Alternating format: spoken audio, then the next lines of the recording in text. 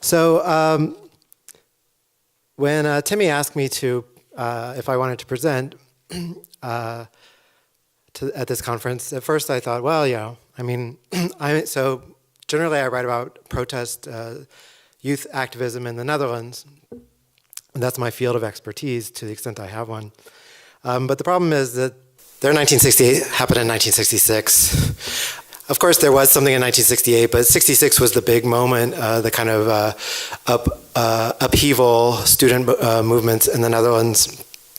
And I could have come and made a big argument about the long 1968 and how it extends in time way beyond 1968. But I decided not to do that and to do something else and to actually hijack this moment to think about 2018.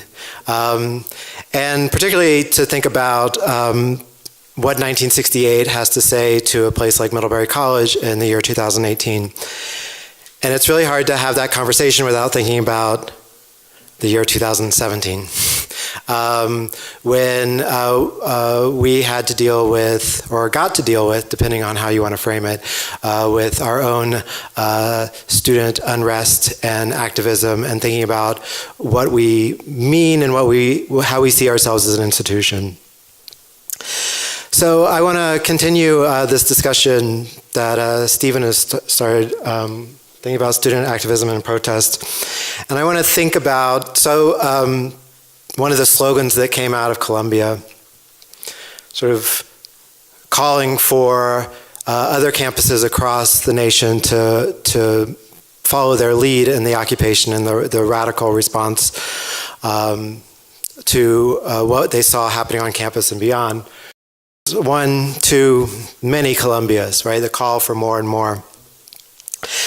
And I have to admit that I think that my commitment to wordplay is probably more sophisticated than my theoretical framing, but I do think there's some value in sort of shifting and thinking about maybe there's one too many Columbias, and not just one too many in saying that it never should have happened at Columbia, which I'll leave that as an open question, but really to think about what kinds of student movements and student activism we tend to remember from the 1960s, and what happens when something like Columbia becomes iconic and other types of, and other student protests and activisms tend to get forgotten, again, by certain populations rather than others. But again, I'm thinking about it at a place like Middlebury. What we remember about 1968 and then what we don't.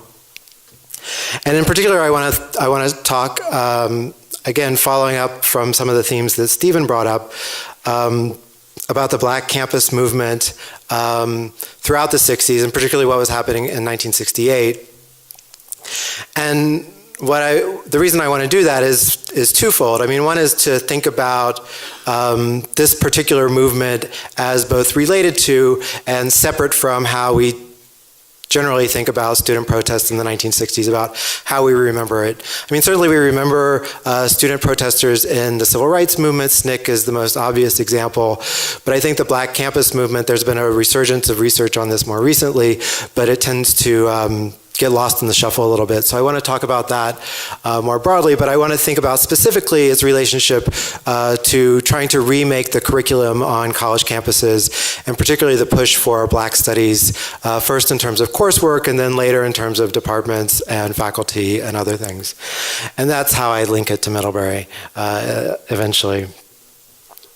So as I said, like my primary research is about the Netherlands, and it didn't really fit. So I'm using a couple of key texts that I recommend people be on the lookout for. The first one is Ibram Rogers, who now you may know as Ibram Kendi, but his first book was on the Black campus movement. His most recent book is Stamped from the Beginning, about sort of how race is constructed in the history of the U.S. It's a great book. I recommend you read that too. But his first book is on the Black campus movement, trying to uncover that history. And I think he sees it as stretching from 65 to 72. In some ways, right, sort of after the Civil Rights Act of 64, we see this influx of students coming to campuses, not just historically Black colleges and universities, but also historically white institutions, and how these students are dealing with and coping with those changes and or the expectations they have as they enter into these institutions. But I think that those of you who were at our teach-in a couple weeks ago, where students got up and talked about, particularly students of color got up and talked about things that they found were missing within the curriculum, even now, today at Middlebury College. I mean, this is definitely the kinds of issues that were happening as African American students came to campuses that were set up to not meet their interests, and not just in terms of their interests, but to construct them as, you know, all the values that we see colleges and universities are supposed to extol: citizenship, understanding the world, understanding the self. And so in the curriculum, they didn't see those opportunities. And so they students started to advocate for some form of Black studies. And originally those courses were often taught by students themselves because there were no faculty to teach them, there were no credits, and so they were kind of an alternative institution within these institutions. But over time, the demands increased for more actually formal representation. But I want to talk about three things in 1968. Two that happened on campus, and one that I think is really critical for thinking about how campus politics took place. And that last one is the assassination of Martin Luther King Jr. in April of 1968, which Professor Donadio already mentioned. But before that, and actually Professor Gitlin mentioned Orangeburg State College, the Orangeburg massacre, where 3 students were killed, 27 students were injured, Black students by the police who were protesting against a segregated bowling alley, to desegregate a bowling alley. Martin Luther King Jr.'s assassination is important for an enormous amount of reasons that we can't go into now, but one of the things that happened is not just the rioting that happened across cities, but it increased activism on campuses, and also we see a shift in demands of the Black campus movement away from courses to more specifically demanding programs and, you know, a stronger commitment from their faculty, from the institutions. And in the fall of 1968, campuses across country see a large influx of African American students on their campuses, and combined with the expectations and demands, there's movement in San Francisco State College, which officially or unofficially had the first Black Studies program started in 1968, taught by students, actually 12 days after the assassination of King.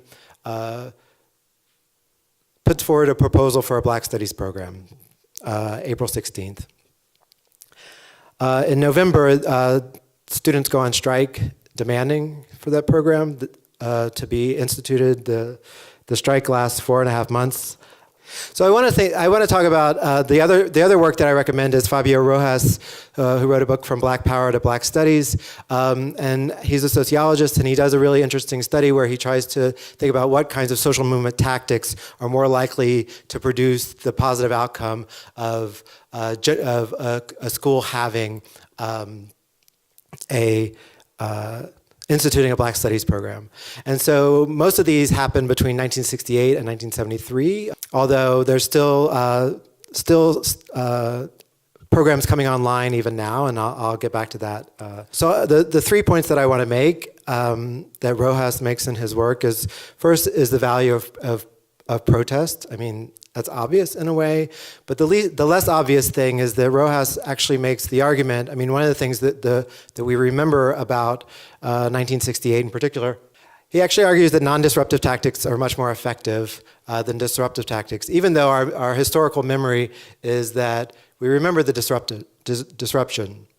His argument is that primarily that state institutions, that disruptive tactics, even though they may push for certain types of responses, would often make it harder for administrators to act because administrators would be pushed by board of trustees or people external to the institution.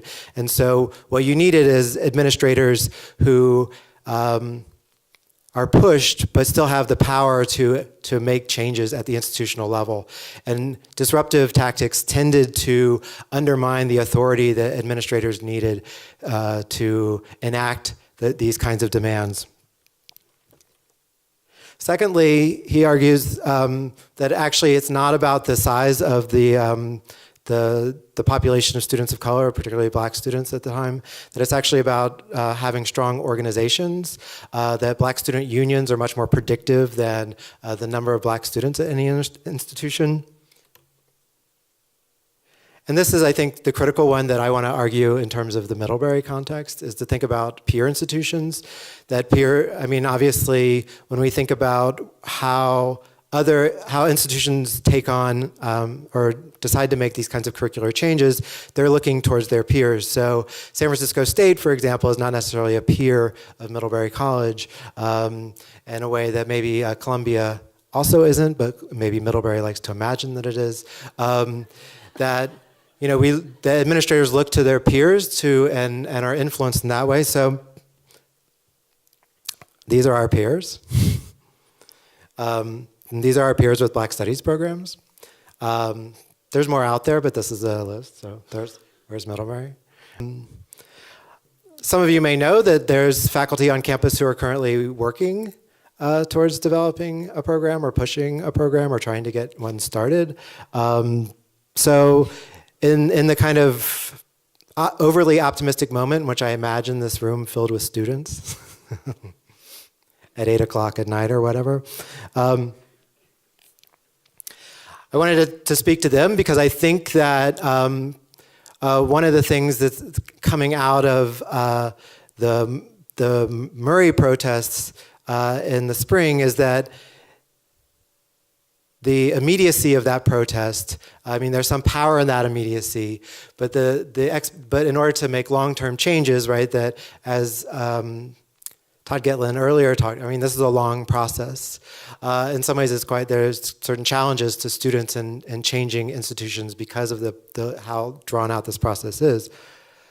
But I want to think about, I mean, this was my suggestion to students, which is to organize and protest, but they're not here. So I guess the suggestion is, to get some sleep or do your homework. But I do think that this broader context of what we can learn, I mean, when we think about how I started this and like thinking about, well, there's the long 1968 because it starts in the early 1960s and maybe extends into the 70s.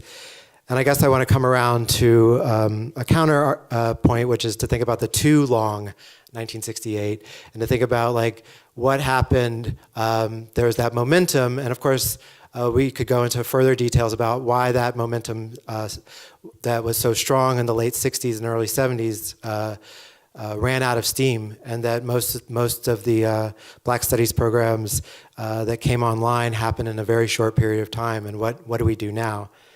And to that end, I want to read a quick quote, because I only have a minute. This is again from Ibram Kendi. To think about what the value of why not just the Black Campus movement, and knowing about it, but Black Studies more generally still serves a positive function as we think about the vision and the goals of our institutions of higher learning. He puts it this way. The rhetorical tools that the Black Campus movement forced onto the Academy for racial progress in the late 1960s, language like equality and discrimination, are now being used to hold back or even reverse racial progress. Nathan Hare, who was the person who put in the proposal, the faculty member who put in the proposal for the Black Studies program at San Francisco State in 1968, wrote in that proposal, "It will be an irony of recorded history that integration was used in the second half of the century to hold back the black race, down, just as segregation was so instigated in the first half." And so I want to think about how, or like call my colleagues and my fellow Middlebury people to think about how the very language of progress we have calls for a rethinking of how that's working at institutions like ours, and the value of bringing Black Studies to our campus, even if it's 50 years too late. So thank you.